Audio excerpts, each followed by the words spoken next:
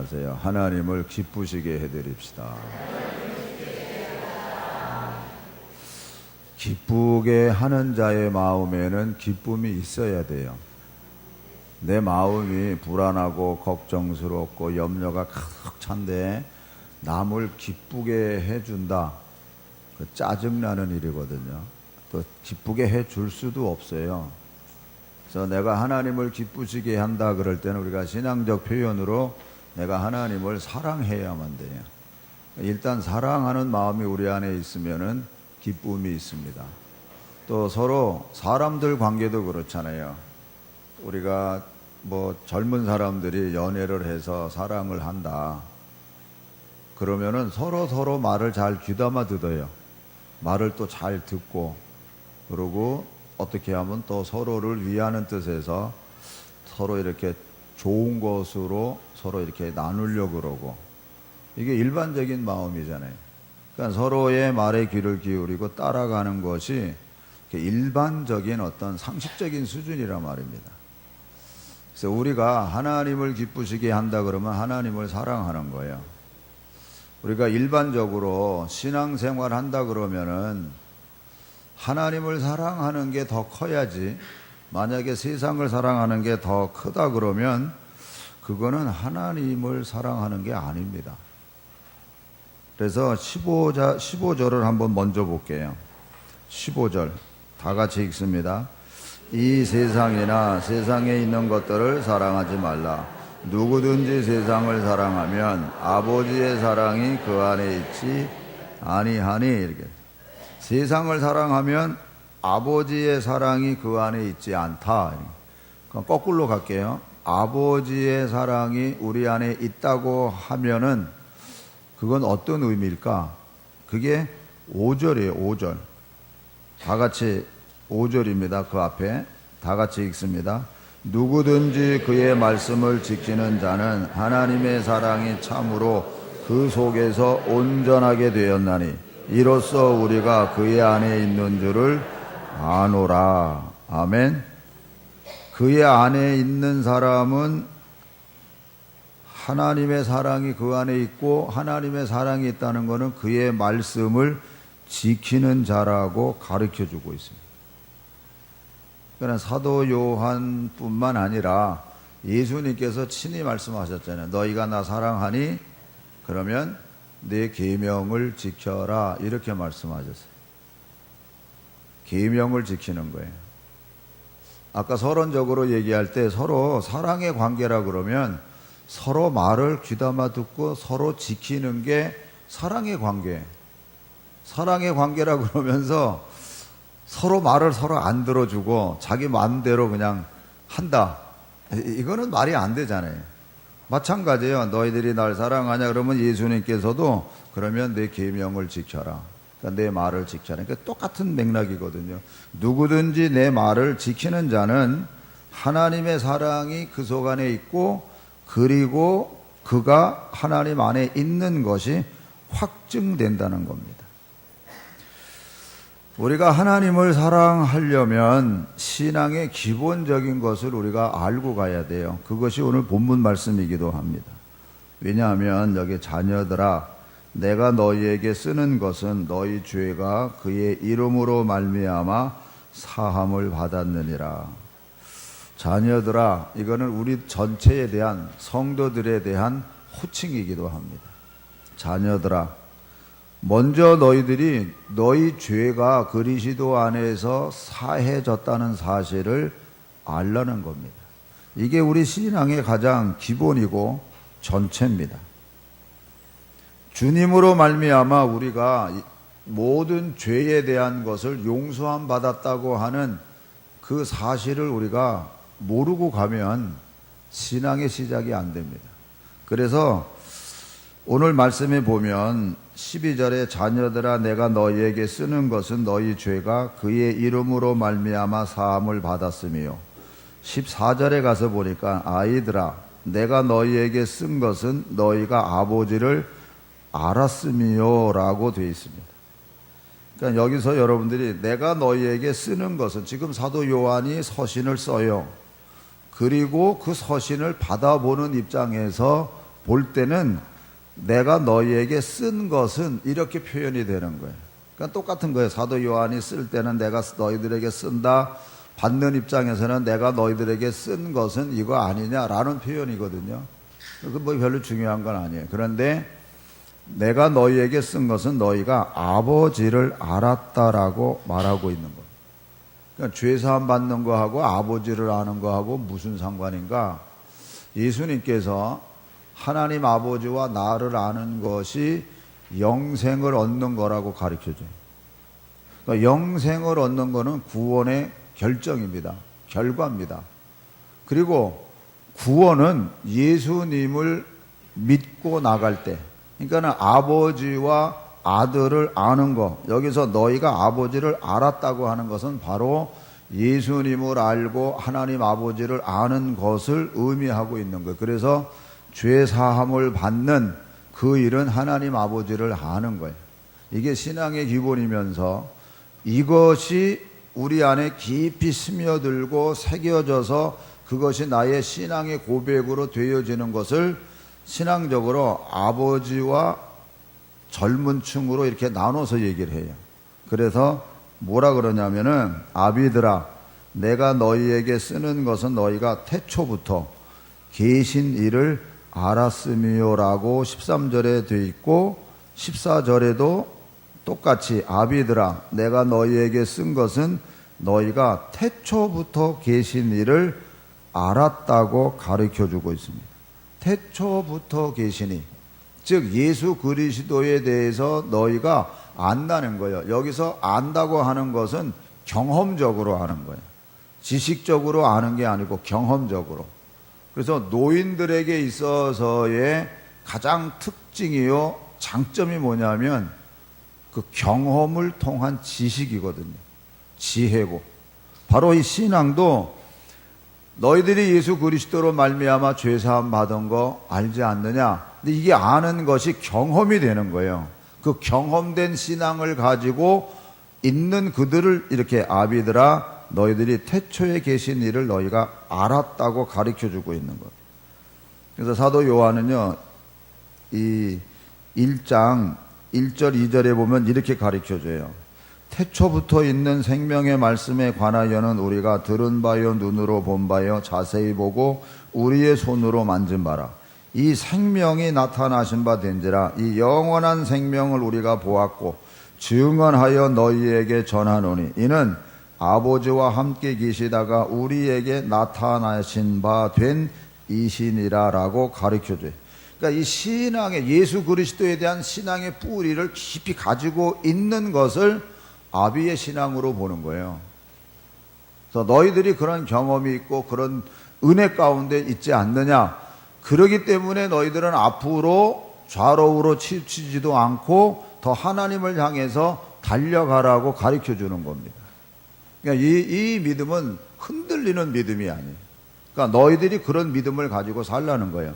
그러니까 이런 흔들리지 않는 믿음을 가지고 살아가게 된 더 근본적인 배경은 여기서 청년들이라고 표현하면서 청년들아 내가 너희에게 쓰는 것은 너희가 악한 자를 이기었음이라고 가르쳐주고 있습니다. 또 14절에도 반복해서 청년들아 내가 너희에게 쓴 것은 너희가 강하고 하나님의 말씀이 너희 안에 거하시며 너희가 흉악한 자를 이기었음이라고 가르쳐주고 있습니다. 그러니까 아비들의 신앙이 그냥 그런 신앙이 된 게 아니라 믿음의 뿌리가 깊어져서 말씀 붙잡고 이겨낸 그 신앙의 깊이를 얘기하고 있는 거예요. 그러니까 이긴 신앙이 아니면 그런 깊이가 없어요. 그러니까 청년들아 너희에게 쓴 것은 너희가 강하고 하나님의 말씀이 너희 안에 거하시며 이렇게 하나님의 말씀이 너희 안에 거하시며 그 말씀 가지고 너희가 흉악한 자를 이겼다라고 가르쳐주고 있는 거예요. 그러니까 이런 이긴 자의 신앙 속에서의 뿌리 내린 것이 아비의 신앙이에요. 그러니까 이게 전체적으로 온전한 하나님 안에 있는 사람들은 정말 모든 걸 이기고 세상에 여러 가지 일들이 있어도 그걸 이기고 그리고 신앙의 뿌리가 더 내려져서 하나님의 나라를 더 온전히 세워가는 사람이 된다는 거예요. 그렇기 때문에 너희들 세상을 사랑하지 말아라. 지금 너희들이 이기고 있는 이것 속에서 더 큰 믿음을 가지고 살라고 가르쳐 주는 겁니다. 그런데 우리가 현실 속에서 우리들도 있기 때문에 우리에게도 이와 같은 올무와 장애물이 있는 것을 경고해서 가르쳐 주는 말씀이 16절입니다. 그래서 이는 세상에 있는 모든 것이 육신의 정욕과 안목의 정욕과 이생의 자랑이니 다 아버지께로부터 온 것이 아니요 세상으로부터 온 것이니라 이렇게 가르쳐 줍니다. 그러니까 육신의 정욕, 안목의 정욕, 이생의 자랑거리는 우리 삶의 현장에서 우리가 계속 부딪히고 있는 내용들이거든요. 근데 이것을 너희들이 말씀 안에서 이기라고 가르쳐 주고 있는 겁니다. 육신의 정욕. 지난 시간에 여러분들에게 이 동성애에 대한 내용을 가르쳐 줬습니다. 성적에 대한 어떤 의미에서 무질서한 거죠. 이 동성애로 말미암아 생기는 어떤 성병이 에이즈입니다. 에이즈. 이거는 남성 동성애자들을 대표적으로 하는 질병인데, 자 보세요. 소수의 그들을 인권적으로 옹호해 주어야 된다는 거는 좋습니다. 그 부분은 인정을 해요. 그런데 그들로 말미암아 파생되는 에이즈라는 무서운 성병에 대한 거는 한마디도 거의 얘기가 없어요. 여러분, 에이즈의 한 달 병원비가 얼마인 줄 아세요? 읽어보신 분은 알 거예요. 한 달에 병원비만 600만 원이요. 약값만 전액 지불입니다. 그리고 뭐 입원료, 뭐 검사료, 뭐 이런 거 다 지불하다 보면요, 통계 나온 게 우리 노인들 요양병원에 1년에 지급되는 전체 액수와 에이즈 환자에게 지급되는 전체 액수가 거의 비슷하다는 내용이에요. 그들이 뭔데? 그것도요, 이제 병원도 그들을 이렇게 한 곳에 모아서 치료를 하면은 안 된다고 또 법으로 만들어 놨어요. 그래서 그들이 지정하면은 그들이 가요. 그 병원에 가서 있어요. 이러면 에이즈 환자하고 누가 어느 환자가 같이 있기를 원해요.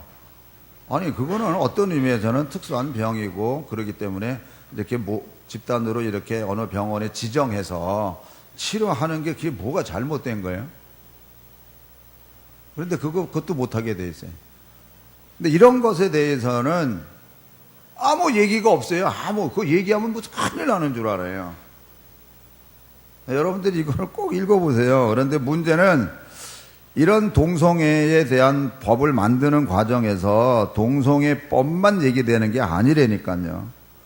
차별금지법을, 총체적으로 차별금지법이 동성애자들의 인권 신장에 대한 것만이 아니라 거기에 뭐가 들어있냐면요, 사상과 정치적 의견에 따른 차별을 금지하는 조항이 들어가 있습니다. 이래서 이것이 만약에 통과가 되면 사회주의나 공산주의는 물론 북한을 미화 찬양하는 행위를 실질적으로 처벌할 근거가 사라지게 된다. 또 반국가적, 반사회적, 친북, 반한 활동을 하는 사람을 비판할 경우 특정인을 차별할 행위가 되어서 유죄 판결을 받을 수도 있는 황당한 상황이 발생할 것이다. 만약에 차별금지법이 통과됐는데 제가 이걸 나눠드렸다. 저 벌금 물어야 돼요. 감옥에 가야 되고, 심지어는. 왜냐하면 스웨덴에서는 2003년에 증오 언론금지법이 제정됐어요. 어떤 측면에서 제정된다면 나치와 같은 극단주의자에 해당하는 것일 뿐 일반인에게는 해당되지 않는다고 주장했는데, 결과적으로는 어떤 결과가 되느냐, 이슬람 근본주의자들의 테러 행위까지도 말을 못하게 돼 있어요. 그러니까 이게 잘못됐다는 얘기를 못하는 거예요. 그래서 일부에서는 이렇게 얘기를 해요. 동성애 법을 슬그머니 통과시키는 그 속에 이런 내용이 포함되어 있기 때문에 결국에는 대한민국을 파괴하기 위한 하나의 법이다, 이렇게 얘기를 합니다. 대한민국의 질서를 파괴하는 그 내용을 여기에 담고 있다. 왜냐하면 우리가 지난번에 사회적으로 통진당 맞죠? 그 해산됐잖아요. 그런데 이 동성연애 법을 거기서 올렸어요. 다른 사람들도 올렸는데 그거는 이제 내렸는데 이 양반들이 올린 법안이 지금 계류되어 있는 거예요. 원래 이북은 이 동성애법 없어요. 그런 거 못하게 돼 있어요. 그런데 그 사람들이 왜 그 법을 만들어요? 왜 우리 민주주의, 자본주의, 민주주의 사회를 깨트릴 수 있는 어떤 왜냐하면 모든 거를 못하게 돼 있어요. 말을 못하게 돼 있으니까. 그러니까 여러분, 우리가 앞으로 이런 일을 보면서 기도 많이 해야 돼요. 근데 이거는 동성애에 대한 것만 이렇게 저거 한 거면 모르는데 그게 아니고 살짝 포장되어 있는 다른 게 있기 때문에 우리가 그 부분에 대해서 예민하게 반응을 해야 되는 거예요. 이거 통과되면은요, 저절로 사회가 여러 가지 그러니까 잘못됐다는 얘기를 못 하게 돼 있어요. 잘못됐다는 얘기 못 하게 돼 있다니까. 그럼 어떻게 돼, 사회가? 그런데 여러분 하나 반문할게요. 이런 사람들, 성적으로 타락하고 이런 것을 얘기하는 사람이 하나님의 말씀에 대해서는 어떻게 생각할까? 하나님의 말씀을 인정하겠어요? 인정 안 하지? 당연하잖아요. 그건 당연해요. 그런데요, 예를 하나 들면요, 소돔과 고모라 성의 멸망이 결국 성적 타락으로서 되어졌다고 우리가 생각을 해요. 그들의 반응이 어떤가? 한 단면을 보여주는 건데, 창세기 19장 14절을 볼게요. 다 같이 읽습니다. 롯이 나가서 그 딸들과 결혼할 사위들에게 말하여 이르기를, 여호와께서 이 성을 멸하실 터이니 너희는 일어나 이곳에서 떠나라 하되 그의 사위들은 농담으로 여겼더라. 여기서 하나님께서 소돔과 고모라 성을 멸망하시려고 작정하셨잖아요. 그래서 그 말을 하는 거예요, 사위들한테. 야, 빨리 떠나야 된다, 여기를 떠나야 된다. 그랬더니 뭐로 여겼다고요? 하나님의 말씀을 농담으로 여긴 거예요. 오늘 우리들도 하나님의 말씀에 대해서 농담으로 여기고 있는 부분은 없지 않을까? 농담으로 여기고 있지는 않을까? 사실 하나님이 이 너희들 행위대로 갚아준다, 열매를 봐서 한다, 그리고 마지막 때가 있다, 이런 말을 하잖아요, 신약 성경에서도. 그러면 우리가 구약도 그랬고 신약도 그렇고 너희들이 깨끗하게 살아라, 정말 하나님 말씀에 순종해서 살아라, 이렇게 말씀이 가르쳐 주는데 우리들도 혹 말씀을 농담으로 여기고 있지는 않은지. 근데 그게 오늘 우리들의 과제예요. 과연 말씀이 정말 우리가 순종하면서 가나, 아니면 말씀을 어느 부분은 농담으로 여기고, 에이, 그런 일이 있습니까? 에이, 그냥 우리들 그냥 깨우치라고 하는 소리지, 설마 그런 일이 있겠어요? 이러고 농담으로 지나가고 있지는 않은지. 안목의 정욕도 여기 나오거든요. 안목의 정욕. 그러니까 눈으로 보고 거기에 쫓아가는 거잖아요. 거기 대표적인 게 하와입니다. 선악과를 보고 하나님의 선악과를 먹지 말라, 너 먹으면 죽어, 그랬는데 자꾸 보다 보니까 어떻게 돼요? 창세기 3장 6절 다 같이 읽습니다. 여자가 그 나무를 본즉 먹음직도 하고 보암직도 하고 지혜롭게 할 만큼 탐스럽기도 한 나무인지라. 여자가 그 열매를 따먹고 자기와 함께 있는 남편에게도 주매 그도 먹은지라. 여기 보면요, 그 나무를 본즉 먹음직도 하고 보암직도 하고 지혜롭게 할 만큼 탐스럽게도 한 나무인지라. 원래 그 나무요, 열매 먹으면 죽는다고 되어 있는 나무예요. 그런데 자꾸 보니까 이렇게 돼요. 그러다가 여자가 딱 따먹고 자기와 함께 있는 남편에게 주매 그도 먹은지라. 여러분, 잘못된 그 어떤 거는요, 아주 그냥 속성으로 번지고요, 좋은 거 좋게 하자 그럴 때는요, 천천히 가요. 그렇기 때문에 이 세상은 좋은 게 자꾸 많이 만연돼 있지 않고 나쁜 게 더 자꾸 이렇게 쌓여지게끔 돼요. 왜? 그냥 전염병까지 확확 옮겨가니까. 전염병까지 확확 옮겨가니까. 하나 여러분들에게 질문할게요. 에덴 동산에서의 주인이 하나님입니까? 아니면 아담과 하와입니까? 잘 생각하셔야 돼요. 그런데 우리들은 상식적으로 그냥 생각해도 하나님이라고 생각을 해요.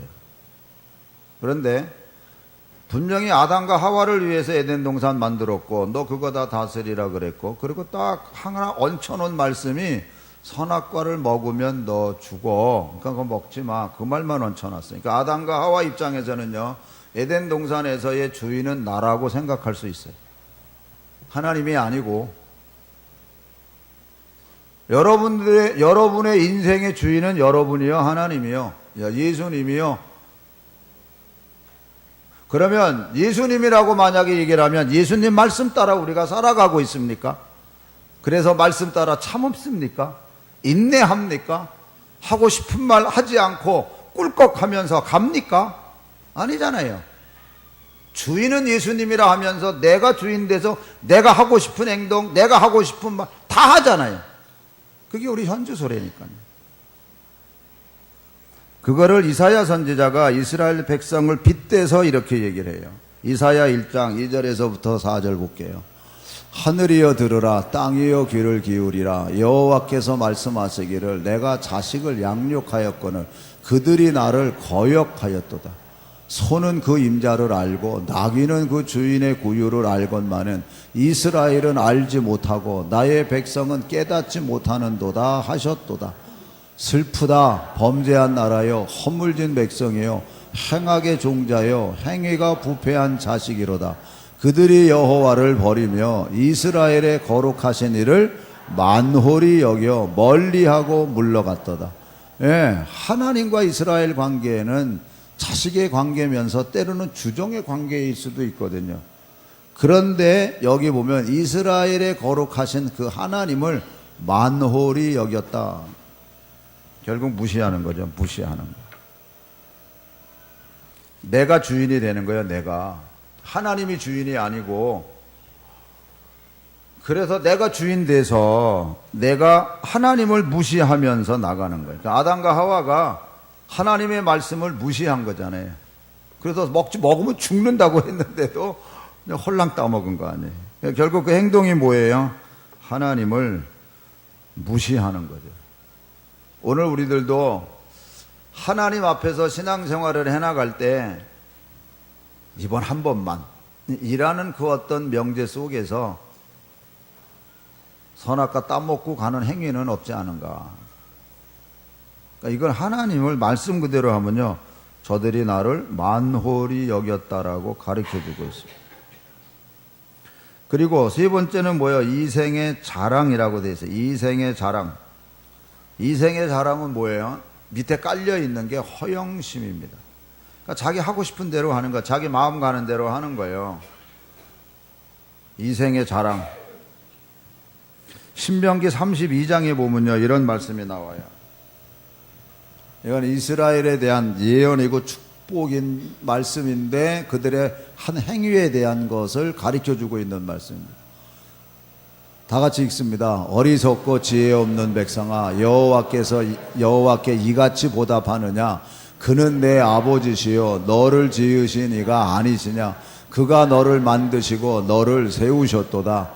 옛날을 기억하라. 역대의 연대를 생각하라. 내 아버지에게 물으라. 그가 내게 설명할 것이요 네 어른들에게 물으라. 그들이 내게 말하리로다. 그러니까 하나님이 이스라엘 백성을 어떻게 인도하셨는지에 대한 이야기거든요. 그래서 하나님이 어떻게 인도하셨나? 그 다음 말을 볼게요. 마치 독수리가 자기의 보금자리를 어지럽게 하며 자기의 새끼 위에 너풀거리며 그의 날개를 펴서 새끼를 받으며 그의 날개 위에 그것을 엎는 것 같이 여호와께서 홀로 그를 인도하셨고 그와 함께한 다른 신이 없었도다. 여호와께서 그가 땅의 높은 곳을 타고 다니게 하시며 밭의 소산을 먹게 하시며 반석에서 꿀을 굳은 반석에서 기름을 빨게 하시며 소의 엉긴 젖과 양의 젖과 어린 양의 기름과 바산에서 난 수량과 염소와 지극히 아름다운 밀을 먹이시며 또 포도즙의 붉은 술을 마시게 하셨도다. 그런데 여수론이 기름짐에 발로 찼도다. 내가 살찌고 비대하고 윤택함에 자기를 지으신 하나님을 버리고 자기를 구원하신 반석을 업신여겼도다. 여기 뭐 했다고? 하나님을요? 업신여. 오히려 하나님께서 기름지게 하셨으면은 감사해야 되잖아요. 그런데 네가 살찌고 비대하고 윤택함에 자기를 지으신 하나님을 버리고 자기를 구원하신 반석을 업신여겼더라. 이렇게 되어 있습니다. 하나님의 축복을 받고 우리가 생활한다 그러면 더 감사하고 더 하나님 앞에 영광 돌리고 더 은혜 가운데 모든 일을 우리가 참 감사하면서 가야 되잖아요. 그런데 오히려 잘 됐더니 오히려 그 하나님을 업신여기는 거죠. 무시한 거죠. 모든 게 시작이 잘 됐어도 과정에서 틀리면 안 되는 거예요. 그게 삼손이잖아요. 하나님이 예정해서 레위 지파의 나신인으로 태어나게 하셨어요. 아주 깨끗하게 태어나게 하셨어요. 그런데 그가 뭐예요? 정말 육신의 정력, 안목의 정력, 이생의 자랑거리가 다 엮어가지고 그 여자에게 하나님의 비밀을 가르쳐 주잖아요. 머리 자르면 안 되는데 가르쳐 주잖아요. 그러니까 하나님의 말씀을 농담으로 여기고 경홀히 여기고 만홀히 여기고 무시한 아주 전체적인 종합 세트가 삼손이잖아요. 아니 태어날 때부터 예정된 하나님의 사람이었다니까요. 그럼에도 현실에서 진짜 눈에 보여지고 육신의 어떤 정력과 이생의 자랑거리 속에 같이 묶여져 있었던 그 삼손, 결국에는 마지막 결과가 아름답지 못하잖아요.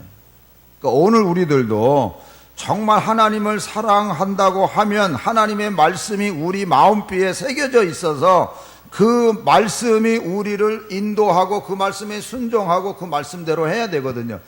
여러분, 예수님도 인간의 몸을 입고 이 세상에 오신, 육신을 입고 오신 분입니다. 그런데 그분이 마귀가 와서 유혹할 때 말씀으로 이긴 거거든요. 그게 샘플입니다, 우리에게.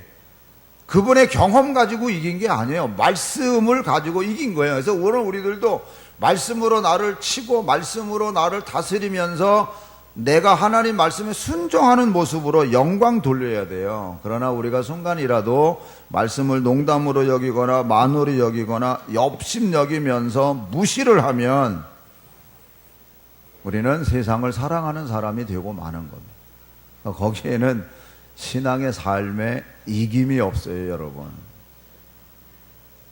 오늘 본문 말씀에서 뭐야? 청년들아, 너희들의 하나님의 말씀이 너희 안에 있음으로 인해서 온갖 악한 것들을 이기라고 가르쳐 주잖아요.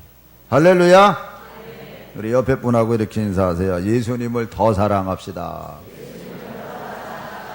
네, 더 사랑하는 거 다른 거 아니야. 너희가 나 사랑하니 그러면 내 말씀을 지키라는 말씀과 더불어서 말씀이 내 마음에 더 충만해서 그 말씀을 가지고 예수님의 보혈의 십자가의 피로 말미암아 내가 구원함을 받은 구원의 확신 속에서 더 큰 믿음을 가지고 우리가 나가는 겁니다. 그랬을 때 내 인생의 주인은 예수님이시라고, 내가 주인이 아니고 내 기분 따라가는 게 아니고 성령이 내 안에서 깨우쳐 주시는 대로 그 말씀 따라 순종하면서 사도 바울 같은 분조차도 하나님의 말씀의 복음에 내가 순종하기 위해서 내가 나를 날마다 칠 뿐만 아니라 나를 사랑하사 나를 위하여 자기 자신을 버리신 하나님의 아들을 믿는 믿음 안에서 산다고. 할렐루야. 나를 사랑하사 나를 위하여 자기 자신을 버리신 그 예수님이 내게 어떤 분이냐는 거죠. 정말 예수님이 내게 어떤 분이냐는 거예요. 머리로 아는 지식이 아니라 내 마음비에 새겨졌기에 내가 예수님만 생각해도 구원의 감격이 나를 사로잡아서 갈 수 있는 그 모습이 돼야 세상의 모든 유혹을 이길 수 있지. 그렇지 않으면 우리가 걸려서 넘어지는 연약한 존재라니까요. 그래서 예수 믿는 건 받은 증거 많은 그 증거가 우리의 삶의 표적이 돼야 된다니까요. 근데 그거 보면서 십자가 튼튼히 붙잡고 날마다 승리해 나갈 수 있는, 할렐루야. 정말 예수님이 내게 어떤 분이냐는 거예요. 내게 주인이 되고 나와 동행하시는 분이고 나의 모든 어려운 거 다 그분께 내려놓음으로 인해서, 진짜 맡김으로 인해서 내가 자유함을 누리며 갈 수 있는 하나님의 자녀들, 할렐루야. 오늘 이 말씀 속에서 진짜 청년과 같은 믿음으로, 그래서 날마다 승리하며 살아가는 거룩한 성도들이 되시기를 주님의 이름으로 축원합니다. 기도하겠습니다. 우리 한번 기도하겠습니다.